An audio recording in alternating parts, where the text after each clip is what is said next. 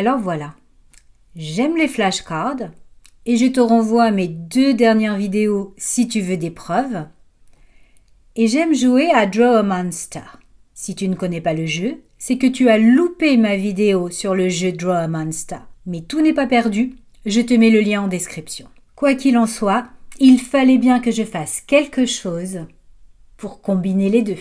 Bonjour à toi, qui voudrais jouer en anglais avec tes enfants ou tes petits-enfants, mais aimerais bien t'amuser toi aussi un petit peu dans le process.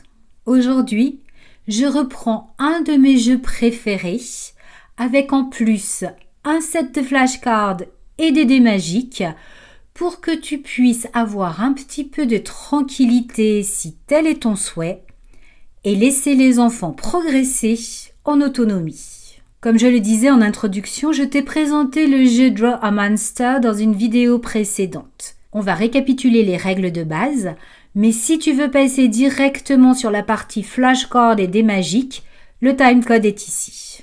Mais tout de suite, un petit récapitulatif sur le jeu Draw a Monster.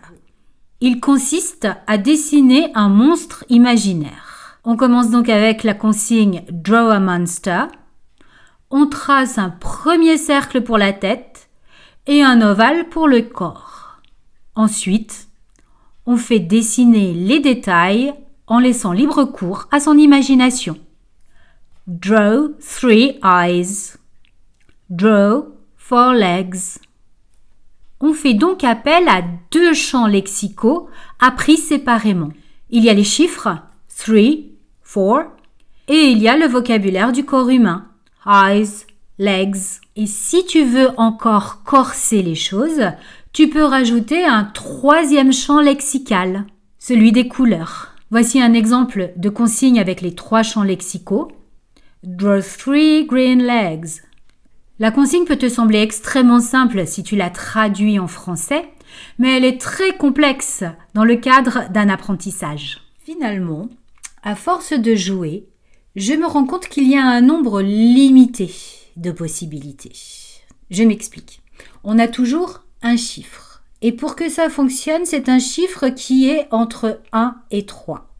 Oui, parce que dessiner 10 yeux sur un visage, c'est pas toujours facile. On a aussi une couleur et une partie du visage ou une partie du corps. Donc, si on a un nombre d'options limité, on peut utiliser des flashcards. Et si en plus le nombre d'options peut se décliner par jeu de 6, on peut créer des dés magiques. Avec un dé pour le nombre d'appendices, un dé pour la couleur, un dé pour les parties du visage et un dé pour les éléments du corps. Et ça c'est top, parce qu'avec les flashcards, on sait que l'on va pouvoir poser l'attention des enfants ou carrément aider les cousins qui ne parlent pas très bien l'anglais. Et avec les dés, on augmente l'impression de chaos, même si statistiquement c'est exactement la même chose qu'avec des flashcards. Et ça en général, ça amuse beaucoup les enfants. Et surtout, on peut les laisser jouer en autonomie. Enfin, s'ils savent lire. Pour les tout petits, c'est encore toi qui vas t'y coller. Concernant les enfants qui savent lire, ça marche même si les enfants sont en fait un tout seul. Comme d'habitude, tout le matériel nécessaire est disponible en téléchargement gratuitement sur mon site. Le lien est dans la description. Dis-moi en commentaire si les enfants ont continué à jouer en anglais quand tu les as laissés en autonomie. C'est pas toujours le cas, mais c'est pas vraiment grave non plus. Have fun and see you next week.